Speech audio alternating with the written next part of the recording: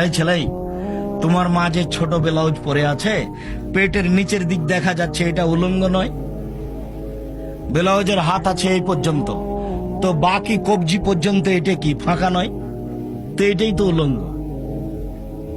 তোমার বোন যে যেভাবে মাথায় কাপড় না দিয়ে স্কুল কলেজে যাচ্ছে, চাকরি পেয়েছে, একটা দামি চাকরি পেয়েছে, বাপে বলছে আমার মেয়ে ব্যাংকে চাকরি করে, কত বাপের খুশি। চাকরির জন্য আল্লাহ মেয়েদেরকে সৃষ্টি করেননি। আমার কথাতেই জাতিকে ফিরে আসতে হবে। জাতি যতই জায়গায় জায়গায় গরম হোক না কেন, আমার কথা আমাকে ফেরত নিতে হবে না।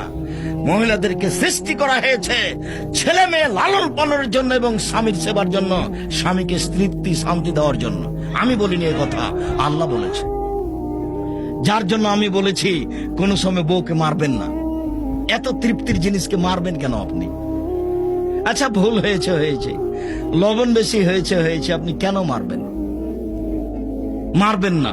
নিশাউন মহিলা কাশে এতন কাপড় পরে থাকে, আর এতন উলঙ্গ মমিলাতুন, তারা পুরুষকে নিজের দিকে আকৃষ্ট করে। ওরা যখন হাঁটে তখন রাস্তার পুরুষ তাদের দিকে দেখতে থাকে।